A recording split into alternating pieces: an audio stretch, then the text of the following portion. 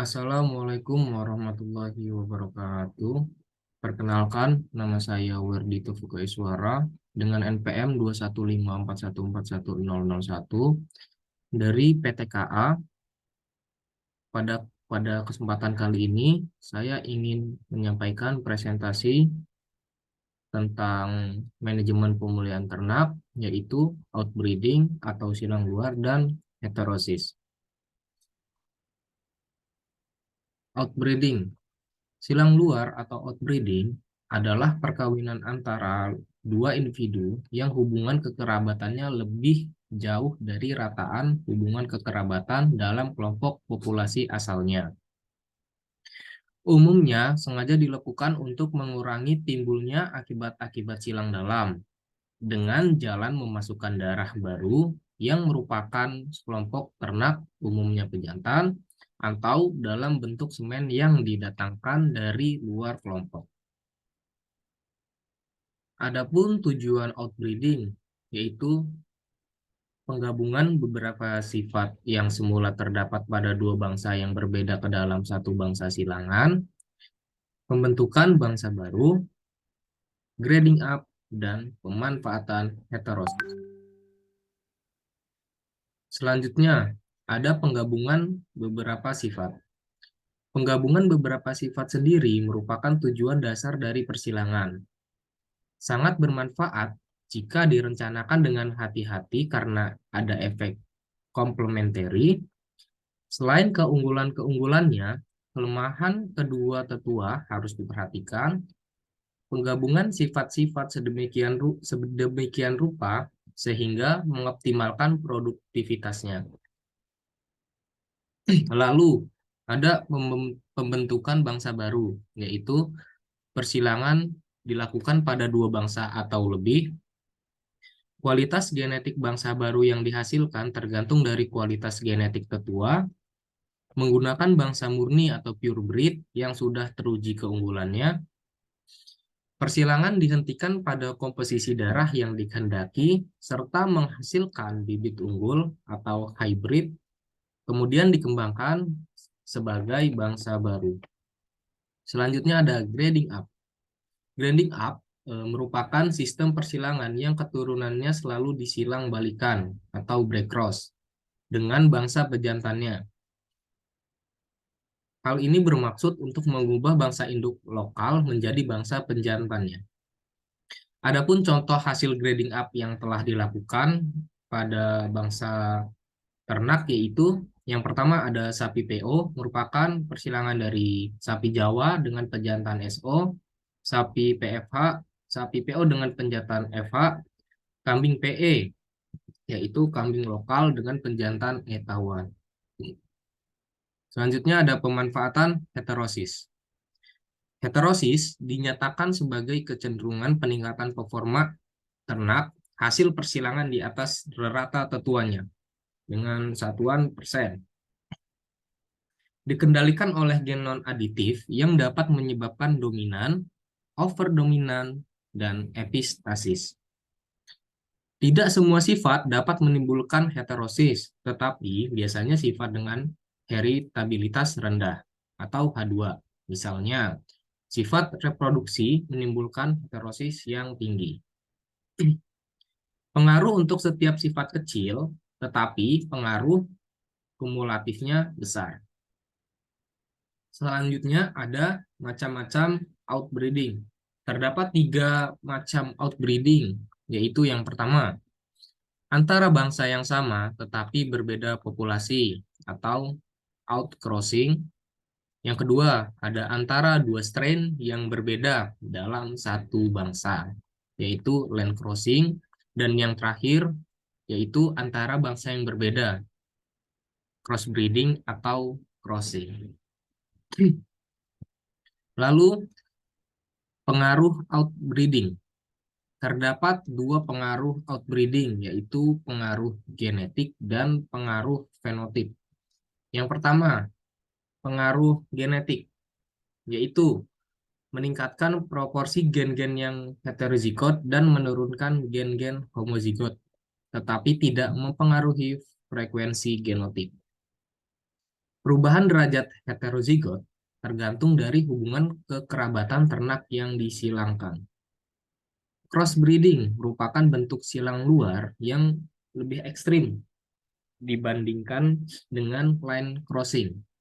Karena dua individu dari bangsa yang berbeda akan lebih jauh hubungan kekerabatannya dibanding yang masih dalam satu bangsa, walaupun berasal dari jalur yang berbeda. Selanjutnya, dari pengaruh fenotip, yaitu yang pertama ada silang luar cenderung menampilkan performa yang lebih baik pada keturunannya, yaitu anaknya, daripada rataan performa tetuanya untuk sifat-sifat tertentu atau hybrid figure. Pengukuran kuantitatif dari hybrid figure disebut heterosis. Karena heterosis dikendalikan oleh gen non-aditif, maka besarnya heterosis tidak dapat diramalkan. Adapun tinggi rendahnya heterosis diukur dengan koefisien heterosis dengan satuan atau persen H yang mempunyai rumus persen H sama dengan P silangan dikurang P tetua dibagi P tetua dikali 100. Selanjutnya ada faktor-faktor yang mempengaruhi heterosis. Yang pertama itu adalah perbedaan genetik atau hubungan kekerabatan dari tetuanya. Yang dimaksudkan yaitu makin jauh hubungan kekerabatan tetuanya, makin sedikit kesamaan gen-gennya dan makin besar pula tingkat heterosisnya. Yang kedua, ada aksi gen non-aditif, dominan, overdominan, dan epistasis, yaitu kombinasi beberapa aksi gen non-aditif dan gen aditif kecil pengaruhnya terhadap heterosis. Yang terakhir ada heritabilitas atau H2, yaitu makin tinggi nilai H2 suatu sifat, maka makin kecil pula heterosisnya. Sebaliknya, sifat-sifat yang memiliki nilai H2 rendah seperti litter size atau calving rate umumnya menunjukkan heterosis cukup tinggi. Pengaruh outbreeding pada berbagai macam anggota keluarga. Yang pertama pada anak. Pada anak akan meningkatkan daya hidup embrio dan litter size. Litter size lebih tinggi pada persilangan antara bangsa murni, meningkatkan persentase kebuntingan per 100 betina. Persentase kebuntingan pada sapi dan domba bisa mencapai 5-10%, serta meningkatkan laju pertumbuhan, yaitu efisiensi pertumbuhan dan daya hidup dari lahir sampai di sapi. Selanjutnya, heterosis pada induk. Yang pertama, ada induk hasil persilangan menghasilkan anak per kelahiran yang lebih banyak dibandingkan dengan induk yang bukan hasil persilangan atau bangsa murni. Yang kedua, ada peningkatan jumlah anak diakibatkan oleh pengaruh gabungan antara heterosis jantan dan betina. Yang terakhir, induk hasil persilangan menghasilkan susu yang lebih banyak daripada induk bangsa murni. Nah, untuk heterosis pada jantan yaitu pengaruh pejantan hasil persilangan sangat kecil sehingga umumnya tidak diperhitungkan. Selanjutnya terdapat metode persilangan. Dan ada 3 metode persilangan, yaitu persilangan tunggal, persilangan balik atau back crossing, dan yang terakhir persilangan rotasi, criss-cross, dan 3 bangsa, persilangan rotasi 3 bangsa. Untuk persilangan yang pertama yaitu persilangan tunggal.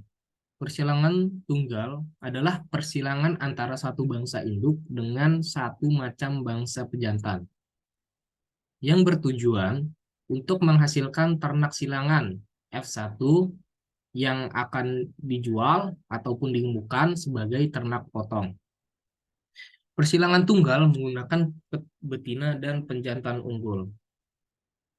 Selanjutnya ada persilangan yang kedua yaitu persilangan balik atau back crossing. back crossing atau persilangan balik adalah persilangan antara dua bangsa ternak yang hasil persilangannya, yaitu anaknya, disilang balikan dengan salah satu bangsa tetuanya. Pada program grading up, dilakukan persilangan balik secara terus-menerus dengan bangsa pejantannya. Grading up banyak digunakan di negara yang sedang berkembang karena dianggap sebagai cara termurah untuk merubah populasi secara berangsur-angsur menjadi bangsa lain yang lebih tinggi produktivitasnya. Program grading up lebih efisien dan cepat terselesaikan jika perkawinannya menggunakan IB atau inseminasi buatan yang harus diikuti dengan perbaikan pakan, kesehatan dan pemasaran hasilnya.